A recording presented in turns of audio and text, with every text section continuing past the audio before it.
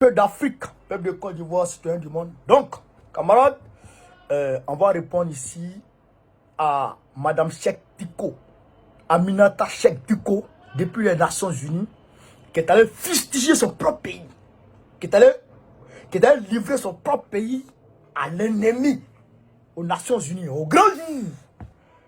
Et donc, on va la répondre. Mais avant de répondre à Aminata, appelez Ami, viens t'asseoir ici. Avant de répondre à Ami, chers camarades, on vient d'avoir une information.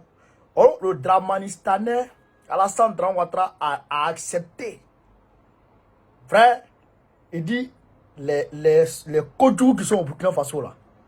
Comme le Burkina Faso là les a chassés, donc Dramane va les accepter. Dramane va les accueillir à Côte d'Ivoire, chez nous à Abidjan. Même le Niger n'en veut pas. Même Bazoum a eu honte. Bazoum a eu honte cette fois-ci de les prendre. Donc Dramane dit lui va les prendre pour les envoyer chez nous en Côte d'Ivoire. C'est ce que j'avais dit.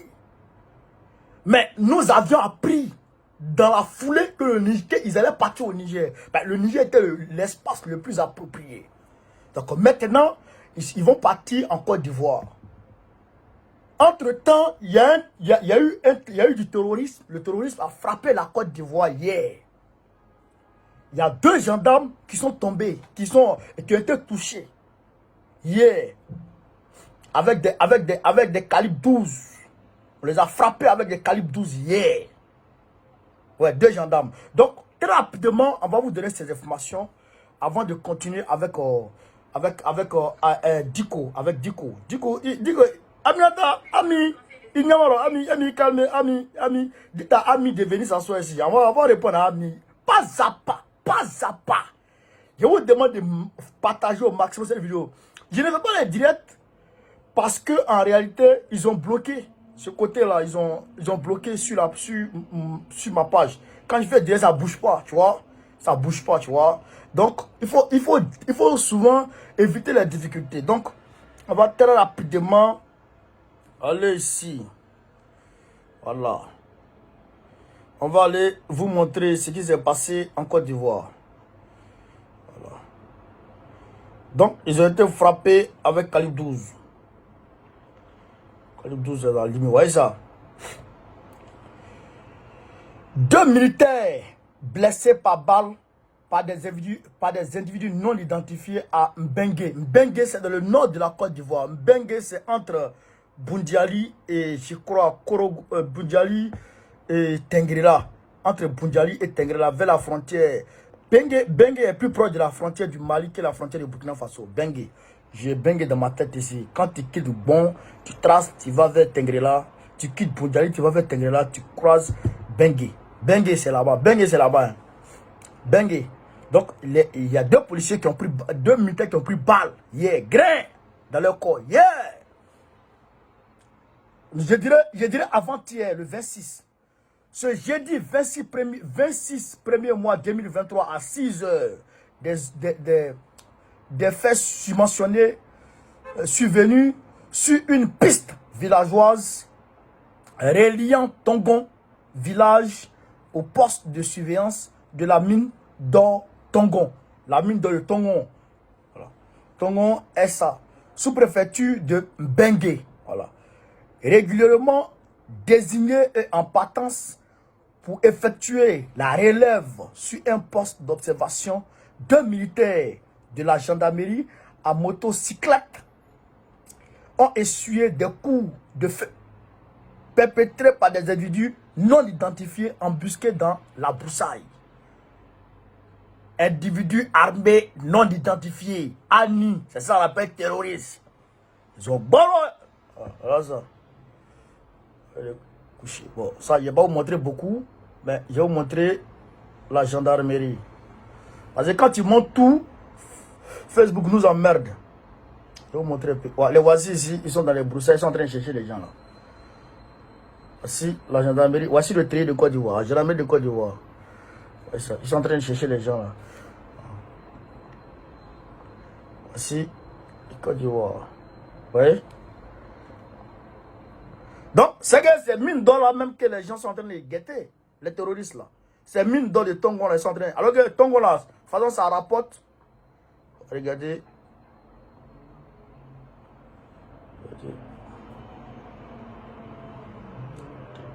Vous voyez? Donc, ils ont pris grain. Quand donc on est dit terroriste, il y a terroriste en Côte d'Ivoire, les gens, ils parlaient ça du niveau de la même. Moi, je vis des palais. Moi, je vis des palais. C'est le nord. Le nord, frontière Burkina, frontière Mali. Tengrela, et puis, comment on appelle, Tengrela, et puis la frontière du Mali. Wangolodougou, et puis la frontière du Mali. Là-bas, c'est chaud. C'est chaud. C'est chaud bouillant.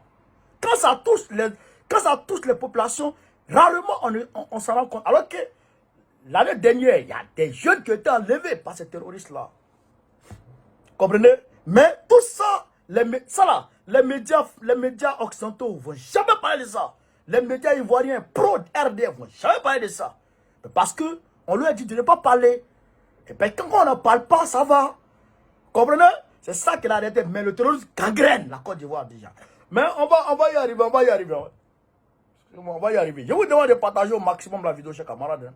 Donc, ceci dit, on va passer maintenant à Diko. On va passer maintenant à Diko, et Aminata Diko. Voilà. Donc, appelez-moi Aminata Diko. Donc, on va écouter ce Diko, Aminata. Monsieur le Président du Conseil de sécurité. Voilà. Écoutez. Mesdames et messieurs les membres du Conseil de sécurité. Écoutez-la. Excellence, monsieur le ministre des Affaires étrangères et de la coopération internationale du Mali. À la main. Monsieur le représentant spécial du secrétaire général des Nations Unies et chef de la MINUSMA. Intervenir devant le Conseil de sécurité comme membre de la société civile est non seulement un privilège pour ma modeste personne, mais surtout une grande responsabilité. D'accord. Celle de porter la voix des sans-voix. Écoutez, hein. La voix des filles et des fils du Mali, mon pays dont je suis fier. Déjà, elle dit elle est membre de la société civile. Mais quel mouvement de la société civile? Première question. Avant d'écouter Diko. Première question. Elle dit qu'elle est membre de la société civile. Mais elle a quel mouvement? Pichering Balé est membre de la société civile ivoirienne. Son organisation s'appelle ACI. ACI. Samba David, c'est la coalition des indignés. Ça, c'est des mouvements de la société civile. Mais toi, ton mouvement, c'est quoi? Bon, Mali, il y a un debout, membre de la société civile. Et puis, d'autres mouvements de la société civile. Burkina Faso, il y a l'association des Burkimbi ou quoi là. Bon, PJP, Nestor Boudassé, PJP, ça, c'est des membres de la société civile. Avec toutes leurs organisations bien déterminées. Toi, ton organisation, c'est quoi? Première question. Donc, Ablaye Diop, on va venir ici, on va répondre. Kabara, Bénika. Continue de faire face à des défis complexes. La menace des groupes terroristes est toujours présente et touche aujourd'hui les 4 coins du pays. Les attaques visant les forces de défense et de sécurité s'étendent de plus en plus dans le sud du pays. D'accord. Notamment dans les régions de Sikassou, Koulikoro, Koutiala et Kaye. D'accord. Et même aux alentours de la ville de Bamako. D'autres attaques, dont certains par engins explosifs improvisés, visent les véhicules de transport en commun, les convois logistiques, humanitaires et même des casques bleus. D'accord. Les groupes terroristes et d'autres groupes similaires enlèvent et exécutent des personnes, empêchent les paysans de mener les activités, incendient les récoltes et privent les communautés locales des moyens de subsistance ou les obligent à quitter leur village. D'accord. Donc, déjà, elle met en exergue les actions des terroristes. Depuis Ibeka, ce que les terroristes font là, c'est ce qu'elle est en train d'expliquer. Mais aujourd'hui, si les terroristes étaient plus, je dirais, performants, comme au temps de Ibeka, le Mali ne serait pas premier producteur de coton. Oui, le Mali ne serait pas premier producteur de coton. Et le Mali, si les récoltes n'étaient pas protégées, si les paysans, si les agriculteurs n'étaient pas protégés, par les femmes, par l'équipe d'Assimi Goïta, le Mali ne se positionnerait pas comme deuxième producteur de riz en Afrique après le Nigeria. Il faut dire qu'il y a de l'avancée significative qui a été opérée par l'équipe d'Assimi Goïta. C'est ça qui est la vérité. Et donc, il ne faudrait pas que cette petite pépette vienne nous emmerder. On va écouter, on va aller pas à pas et on va décortiquer. Je vous demande de partager au maximum cette vidéo parce qu'on est sur le volet de la communication. Ok. Selon les statistiques de la matrice de suivi des mouvements des populations au Mali, 412 387 Maliens, soit près de 80 000 ménages, sont des déplacés internes. D'accord. Dont 54% des femmes. À ces chiffres, il faut ajouter près de 200 000 réfugiés maliens répartis dans les pays de la sous-région. D'accord. Au Burkina Faso, ça fait 2 millions de réfugiés internes. Au Burkina Faso, il y a 2 millions de réfugiés internes. Alors que le terrorisme a frappé le Mali avant le Burkina Faso. Au Burkina Faso, il y a 2 millions de réfugiés internes. Mais au Mali, quand Assimi Goïta a pris le pouvoir, chers camarades, il y a plus de 800 villages, 800 localités dont les populations étaient parties, mais ils sont revenus. Les populations, près de 800 localités, ont rejoint leurs villages respectifs avec Assimi Goïta. Plus de 800 Kemenchegi, villages ont rejoint leur localité. Aujourd'hui, les terroristes sont pourchassés. Ils n'attaquent plus les camps des femmes. Ils ne s'attaquent plus aux sites militaires. Mais même les sites civils, quand ils ambitionnent les attaquer, automatiquement les femmes sont là avant eux. Parce que, en réalité, les radars jouent leur rôle. Allez, partagez. On va répondre à cette femme-là aujourd'hui. Les femmes sont les premières victimes de cette situation. Elles s'occupent des enfants alors que leurs époux sont en fuite ou disparus. Elles errent dans la brousse. Elles ne savent pas exactement où aller. Arrête de mytho. Elles mangent des intempéries et dorment dans des abris de fortune. Arrête de mytho. Elles subissent toutes sortes de violences, y compris celles liées au conflit. Assimi Goïta a mis en place un service, comment on appelle ça, un service social de base, initié par lui-même avec son propre agent, son biosouveraineté. 2 tiers de son biosouveraineté a été affrété aux personnes en situation difficile, en situation précaire. Il fait des fourrages, il visite les familles, il envoie des vifs. Des sacs de riz sont donnés gratuitement aux gens. Des sacs de riz, des centaines de tonnes de riz, des milliers de tonnes de riz sont donnés aux gens pour qu'ils puissent manger. Ces déplacés dont elle parle, non seulement les chiffres sont exagérés, parce qu'elle prend les chiffres du temps de Ibeka. Mais on n'est plus chez IPK. Actuellement, on est avec Assimi. Le territoire avait été englouti par 80%, y compris Tessit, Menaka, Gao, etc. Mais aujourd'hui, Tessit est sous contrôle des FAMA. La zone des 3 frontières, les FAMA contrôlent à l'aise tous les 1000 km de frontières avec le Burkina Faso. Les FAMA contrôlent à l'aise. Il n'y a pas de mouche qui peut bouger. Toi, tu dis quoi? C'est Kidal, avec leur histoire de accord de paix d'Alger là. Mais on va y arriver, camarades. Allez, partagez, frère. Celles qui ont pu gagner les grandes agglomérations dans le nord, pas parce que les moyens de repense sont limités. Cette situation est aggravée par l'insécurité alimentaire, qui résulte à la fois des conflits, des changements climatiques et du retrait forcé de certains acteurs humanitaires qui appuient des projets et des initiatives humanitaires et de développement. Voilà.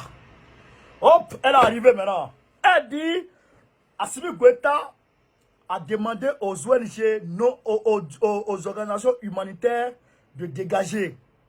Hey! Mais, dans un premier temps, il faut que Cheikh Diko se remémore qu'en réalité, c'est la France qui a dit de sa bouche qu'elle met fin aux aides françaises au développement. L'aide publique française au développement ou quoi là? C'est la France qui a dit qu'elle cesse d'apporter son aide au développement au Mali. Elle suspend son aide au développement au Mali.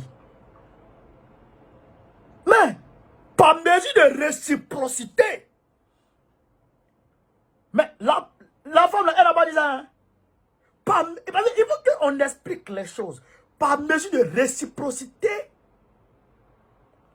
Assimi a dit, bon, comme lui dit, il met fin, va lui dire, tout ce qu'il finance ici, là, il n'a qu'à tout ramasser pour aller à ça. Chez lui. Et Assimi a dit, les organisations exogènes qui opèrent au Mali, les ONG, etc., qui opèrent au Mali, sous financement de la France, alimentent le terrorisme. Et cela est prouvé par tout le monde. Comment il s'appelle? Donald Trump n'a pas manqué de le dire. Il dit à travers les ONG et les touristes, les gens envoient le terrorisme en Afrique et les gens envoient des sales maladies en Afrique. Trump. Donc, pour dire à la petite, à la femme, qu'en réalité, ces ONG-là étaient là pour alimenter le terrorisme. Donc, mettre fin à ces codes du coup revient à réduire considérablement la mobilité sur le terrain des terroristes et les voies de ravitaillement des terroristes. Aujourd'hui, les terroristes au Mali n'ont plus de voies de ravitaillement. Allez, mes gars, partagez directement. Partagez directement, vas-y, camarade. Partagez directement, vas-y. L'armée malienne a multiplié ses opérations militaires pour lutter contre les terroristes. En revanche, ces opérations militaires devraient être régulièrement réévaluées au regard des résultats mitigés constatés par rapport aux droits de l'homme. En effet, qu'on se le dise, la présence des partenaires militaires russes aux côtés de nos forces armées maliennes, dont la bravoure est à saluer, est loin de faciliter les choses. Ces acteurs sont impliqués dans la commission des violations graves des droits de l'homme et du droit international humanitaire. André, porte-parole de la France. André, porte-parole de la France. Si tu es au Mali, il faut te dire que c'est grâce au partenariat russo-malien que tu es encore au Mali, que tu es encore en vie. Il faut qu'elle sache ça. Que c'est grâce au partenariat russo-malien qu'elle vit. Sinon, aujourd'hui, le Mali serait déchiqueté. Elle dit de sa bouche que les Russes seront coupables d'exactions sur les populations. André la France, qui dit que Wagner tue tout le monde. Il y a des Français ici, là, qui écoutent les médias français, là. Il y a des Français ici. Quand tu rentres dans leur tête, eux se disent que au Mali, là, quand tu te promènes, voici cadavre. Les Russes arrosent les gens. Et puis, tellement que c'est que la propagande médiatique est excessive. Et donc, c'est ça que la femme là reprend.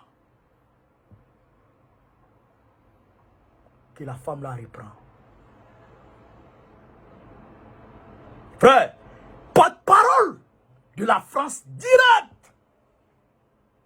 On continue, hein? Vous serez sidérés. Ablaye Diop, il n'a pas parlé pour rien. Mais après, on va mettre sa réponse. Allez, mes gars. Ces violences ont été documentées par des organisations de la société civile du Mali. Jamais. Et ont été reflétées dans les rapports officiels, notamment du secrétaire général des Nations Unies. et de l'aménagement, ainsi que d'autres organisations indépendantes et crédibles. Ouais, comme Human Rights Watch. De plus, Human Rights Watch. Human Rights Watch peut être crédible selon toi, mon frère. Nation, ONU peut être crédible selon toi, mon frère. La femme là, elle devrait avoir honte. Mais comme le Mali est un peuple, le peuple malien est un peuple civilisé, ils ne vont pas s'apprendre à elle. Et je demande à tout le monde de ne pas s'apprendre à elle physiquement, non. Elle a parlé, on va parler. Vous comprenez? Elle a parlé, on va parler. C'est ça, parole contre parole. Voilà. Quand elle va passer aux actes, on va donner ça à la justice, mais ne la touchez pas. C'est ça la démocratie vraie. Et c'est la démocratie qui peut gérer nos pays. Voilà. Elle a parlé, on va parler. Donc, partagez la vidéo. Partagez au maximum. Dites ce que vous pensez de ça. Allez, mes gars. aussi à s'attaquer aux sources de financement du terrorisme. Ces acteurs s'en prennent systématiquement aux biens des populations civiles, aux objets de valeur, dépossèdent les communautés de leur bétail, Regarde-moi ça. qui constitue un patrimoine culturel et a une valeur économique considérable. Ainsi, j'invite les autorités maliennes à se désolidariser de ces actes qui pourraient constituer des crimes de guerre et de crimes contre l'humanité. Voilà. À prendre des mesures. Voilà. Crime de guerre, crime contre l'humanité. Ah, voilà. Vous voyez? On n'est pas encore arrivé à la fin. Hein. Mais vous voyez déjà qu'elle parle de crime de guerre, crime contre l'humanité. Crime de guerre, crime contre l'humanité. Qui réprime ça? Pourquoi ils sont allés tuer Kadhafi? Parce qu'ils ont dit que Kadhafi était prêt à se rendre coupable de crimes de guerre, crimes contre l'humanité. Ils voulaient tuer les gens de Benghazi. Génocide. C'est pas ça. Donc, elle dit, la même manière n'a qu'à jeter les Russes, la même manière n'a qu'à se désolidariser de la Russie, et la même manière n'a qu'à quitter la Russie, la même manière n'a qu'à quitter cette coopération, sinon la même manière est en train de se rendre des actions, etc. Donc, elle adoube le rapport bidon des Nations Unies et de Human Rights Watch et des ONG françaises, etc. Vous comprenez? Mais on va aller. Les gens vont comprendre aujourd'hui qui est Babo Kone. Abonnez Lomba, mais Abdel Lombi. Afin de décourager les auteurs, qui qu'ils soient, et de rassurer tout le monde. J'interpelle, par la même occasion, les autorités judiciaires à prendre des actions concrètes pour poursuivre les présumés auteurs de ces crimes, ainsi que les auteurs des actes de violence sexuelle et celles liées au conflit mentionné dans le rapport du secrétaire général sur la situation du Mali du 6 janvier 2023. Voilà.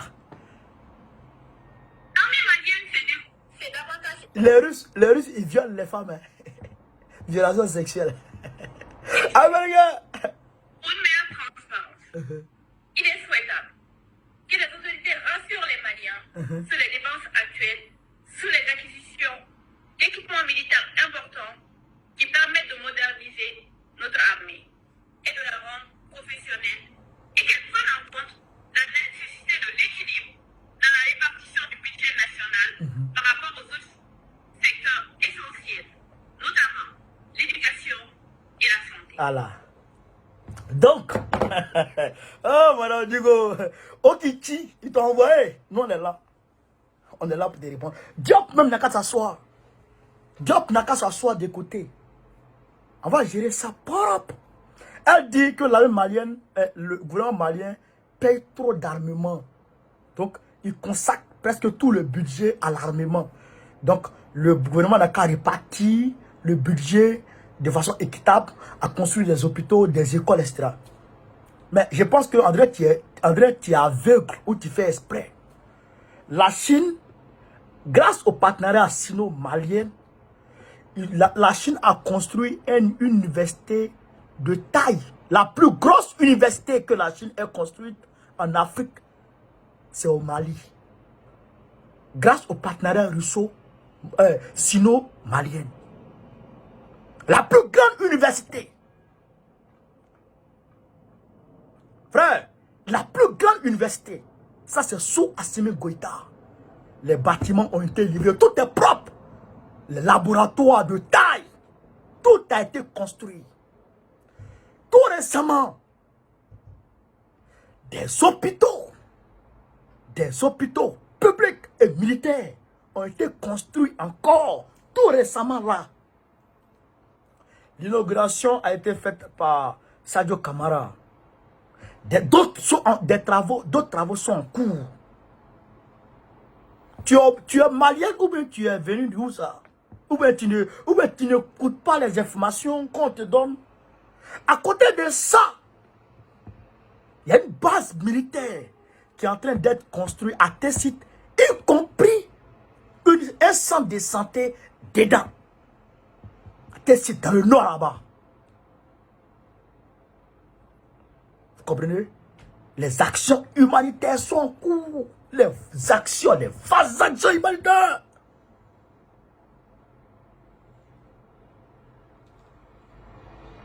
Ça, c'est pas répartition.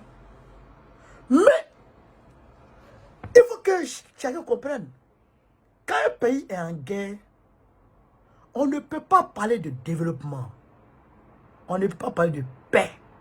On ne peut pas parler de quiétude tant que la sécurité n'est pas garantie.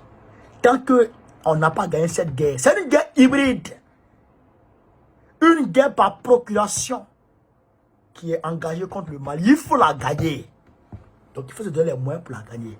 Mais le Mali n'exclut pas les actions humanitaires, les hôpitaux, etc. Le sucre est moins cher au Mali qu'en Côte d'Ivoire. Le riz est moins cher au Mali qu'en Côte d'Ivoire, malgré en temps de guerre. Tu dis quoi de plus? La Côte d'Ivoire n'est pas en guerre. En tout cas, officiellement. Mais le Mali est en guerre. Normalement, c'est déjà plus cher au Mali. Le carburant a été réduit à 15 francs. La semaine de... Hier, j'ai eu l'information. Le carburant a été réduit à 15 francs. De 15 francs, le carburant a été réduit. De quoi parlons-nous? Madame Diko Tessabari. Diko Tessabari. Anti-Barolon. On sait d'où tu viens. Qui t'envoie? On va casser les papous. Hein, pas d'ailleurs. Et la santé. S'agissant du processus et du contexte préélectoral, je me réjouis de la volonté politique des autorités à respecter le chronogramme des échéances électorales. À cet égard, je souhaiterais plaider pour le respect des libertés publiques et l'espace démocratique garanti par la Constitution afin de permettre aux filles et fils du Mali de s'exprimer librement pendant le processus que nous voulons, inclusif, transparent et crédible. Voilà. Monsieur le Président. Donc là, elle veut parler des manifestations pendant le processus électoral. Parce qu'il prévoit des manifestations. Agamea, c'est pourquoi j'ai dit la MINUSMA ne doit pas rester jusqu'en 2024. Non, faux. En tout cas, nous, on est en train de travailler. On est en train de combattre sur le terrain de communicationnel. Et c'est ce qu'on peut faire. Mais si la MINUSMA reste jusqu'en 2024, avec à quelle fois moi, c'est quoi en haut? Avec un là, on continue. La mise en œuvre de l'accord de paix issu du processus d'Alger n'est pas connue d'avancées significatives. Autant la participation des femmes est restée insuffisante. Malgré l'adoption de la loi sur les quotas de 30%, considérée comme une victoire majeure, les attentes restent entières. Les femmes maliennes souhaitent jouer un plus grand rôle dans les aspects de la mise en œuvre de l'accord de paix, notamment à travers les différents mécanismes. Je voudrais saluer le dénouement dans l'affaire des 49 militaires ivoiriens. Attends, calme-toi. Elle dit l'accord de paix d'Alger n'a pas connu d'avancée significative et les femmes doivent jouer un grand rôle. L'accord de paix d'Alger n'a pas connu d'avancée significative. Toi, tu as besoin de... Quelle avancée? Quel Malien? Quel Malien? Patriote malien peut vouloir la mise en œuvre de cet accord? De cet accord bidon? De cet accord connerie? Le Mali a décliné l'invitation en terrain neutre des Kotoukou, de l'invitation des gens qui sont retirés de l'accord d'Alger. Le Mali a décliné. Pourquoi? Abdoulaye Diop a donné l'explication. Ils disent, le Mali, c'est un État. Le gouvernement, c'est un État. C'est des ministres qui se déplacent. Et quand les ministres se déplacent, les leaders de la SEMA, eux-mêmes ne viennent pas. Hein. Eux, ils se font représenter par soit des Français, soit des Tendants, et les Algériens. Pourquoi? C'est vous qui avez signé, non? C'est vous qui avez imaginé. Venez en parler. Vous ne venez pas. Vous faites représenter par qui? Pourquoi? Donc voilà pourquoi le Mali dit je ne vais pas, on ne va pas. Et l'accord de paix d'Alger, tel que sous sa forme actuelle, si on la met en application, revient à dire que le Mali est divisé. Kidal, le Mali sera amputé de Kidal. Qui peut accepter ça? Son pays soit divisé. Pourquoi? Donc il faut que Diko sache que la mise en place intelligente de l'accord d'Alger, c'est ce qui a été initié, c'est ce qui a été d'accordisé par le gouvernement malien et ce qui va être mis en place. D'ailleurs même, trop parler, ça donne Dagbé. Trop parler là, ça donne Dagbé. Assimi a déjà donné son ultimatum. Ceux-là, si ça, ils seront frappés fin mars. Au Djoubeti, fin mars. C'est ça qu'il avait dit. Au Boudabe franc, fin mars. Agodabe, Yogondo, au Djoubeti. Avle, partagé. Qui ont été graciés par le président de la transition, après avoir été lourdement condamnés par la justice malienne. Cette mesure encourageante s'inscrit dans la voie de la normalisation des relations avec les voisins et du règlement des contentieux bilatéraux par une diplomatie responsable. J'exhorte la communauté internationale et tous les partenaires à accompagner le Mali dans les réformes déjà entamées, mais surtout à explorer les opportunités de développement durable. Car, en l'absence d'un véritable développement au Sahel, le phénomène du terrorisme et l'insécurité demeureront le quotidien des Maliens. D'accord. J'invite les autorités maliennes à mobiliser les moyens et trouver des alternatives de partenariat avec les acteurs humanitaires en faveur des déplacés internes, dont le nombre ne cesse de croître du fait de l'insécurité, et s'intéresser à la réouverture des classes dans les zones affectées. Bon. Déjà, elle dit, elle encourage les acteurs internationaux à couper le Mali. On est d'accord. Mais le Mali a un principe. Le partenariat, quand tu viens avec nous là, il faut respecter la souveraineté du Mali. Ça fait un. Il faut respecter le choix stratégique opéré par le Mali. Ça fait 2. Il faut que ton partenariat n'affecte pas les intérêts vitaux du peuple malien. Ça fait 3. Tout partenaire qui respecte ça est ami du Mali. Tout partenaire qui ne respecte pas ça, le Mali n'en veut pas. Ça c'est clair. Donc, la femme là doit comprendre ça. Le Mali ne chasse personne. Mais le Mali a des principes. C'est comme les États-Unis ont leurs principes de partenariat. La France a ses principes de partenariat. Tout pays a ses principes de partenariat. Le Mali aussi, étant pays souverain, a ses principes de partenariat. C'est soit ça ou tu dégages. C'est ça la vérité. Quelle était? Donc on est d'accord avec eux. Maintenant, elle dit que le Mali doit travailler à la réouverture des classes, etc. Le Mali n'a pas attendu, toi, ton oué là, pour commencer à réouvrir les classes. On dit il y a 800, plus de 8, actuellement ils sont arrivés à 900. Plus de 900 à 1000 villages, parce que 800 là c'était l'année dernière. Près de 900 à 1000 localités qui ont été libérées. Les classes qui sont là-bas sont réouvertes. Les centres de santé qui sont là-bas sont réouverts. Tout est réouvert. Les gens vaquent à leurs occupations. Les gens vont dans leur champ, dans leur plantation extra. Les gens vont travailler comme bon le sent. Donc on ne t'a pas attendu avant de faire ça. Donc laisse ça. Toi, on continue. J'invite les autorités à renforcer la collaboration avec la MINUSMA et à capitaliser les acquis des effectifs et moyens logistiques disponibles pour la protection des civils et la lutte contre le terrorisme à travers un partenariat coordonné et sincère. Voilà. Elle dit que la MINUSMA est disposée à lutter contre le terrorisme et à protéger les civils. Mais André, tu ne connais pas le mandat actuel de la MINUSMA.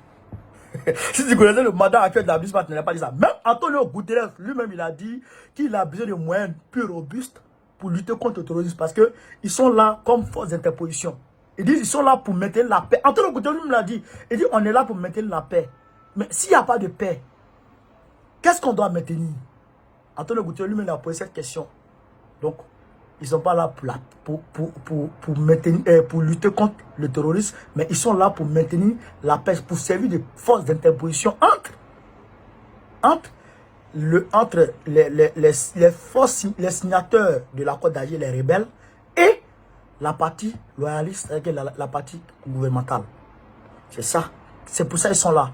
Donc, c'est pourquoi le Mali a dit il faut réadapter leur mandat à la situation qui prévaut au Mali. C'est-à-dire il faut leur donner des moyens pour lutter efficacement contre le terrorisme. Ça fait un. Deuxièmement, il faut que leur coordination soit sous la responsabilité du Mali. Il faut que leur protection aérienne soit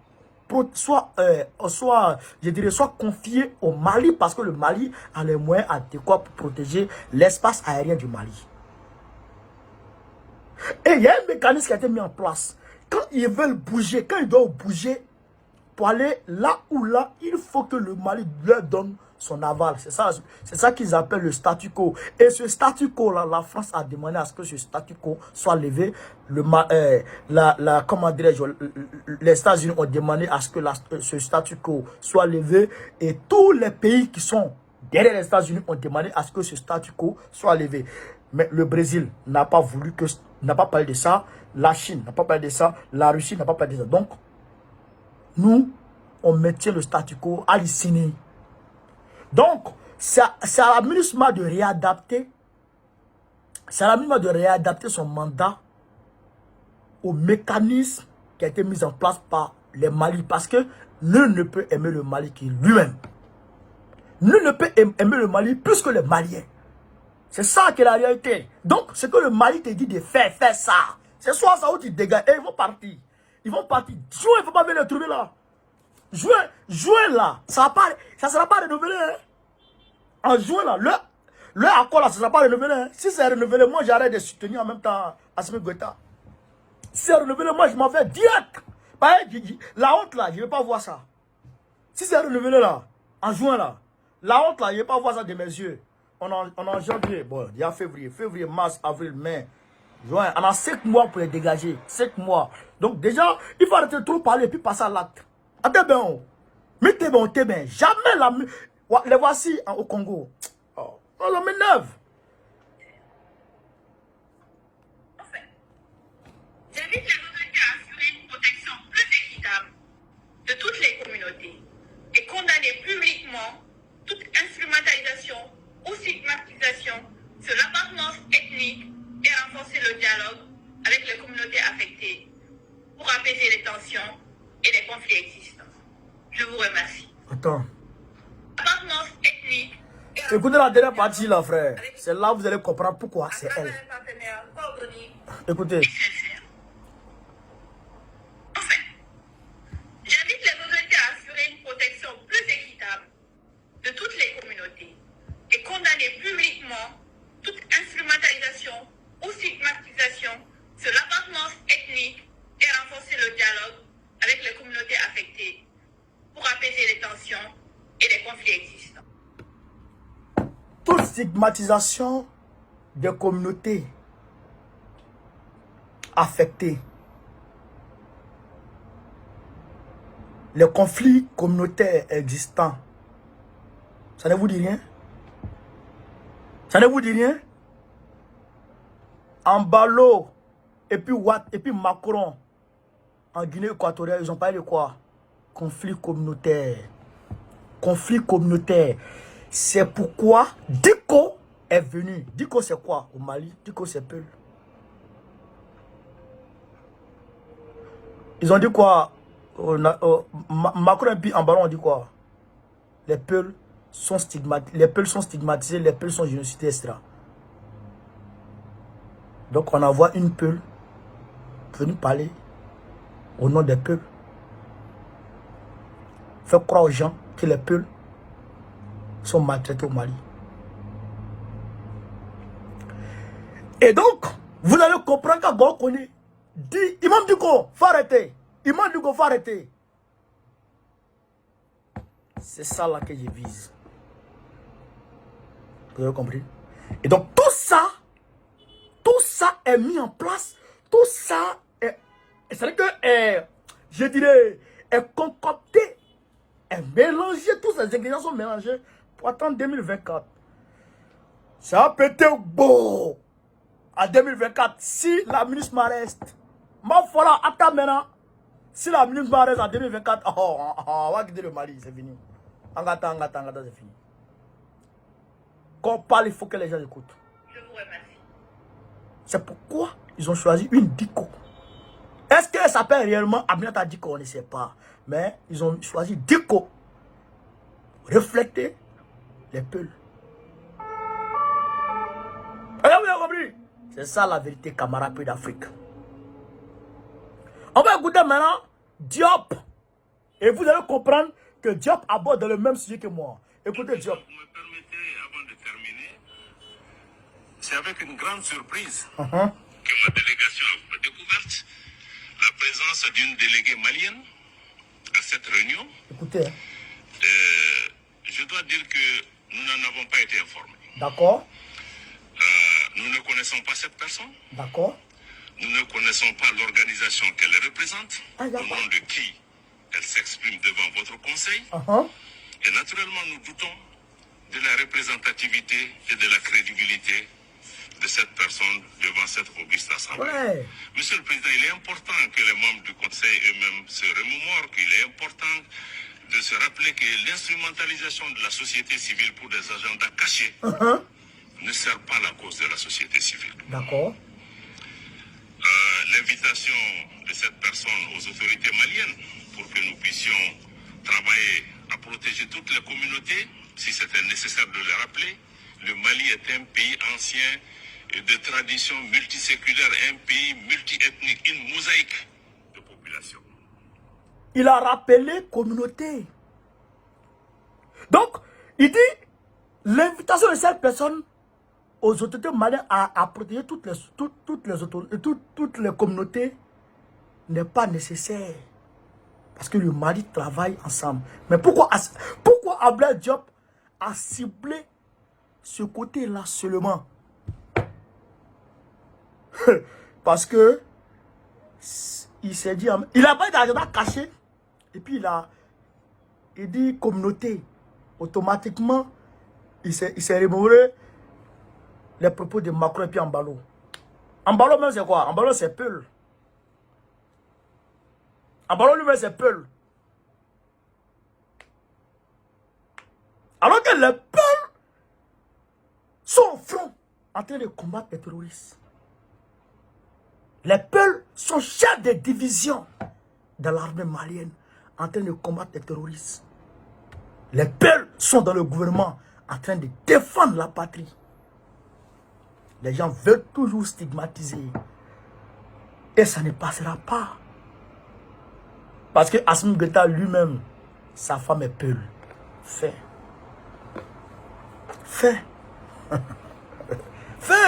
Donc, la femme là, qu'elle se dise que on sait pourquoi elle est venue et on sait qui l'a envoyé, on sait quel objectif à atteindre.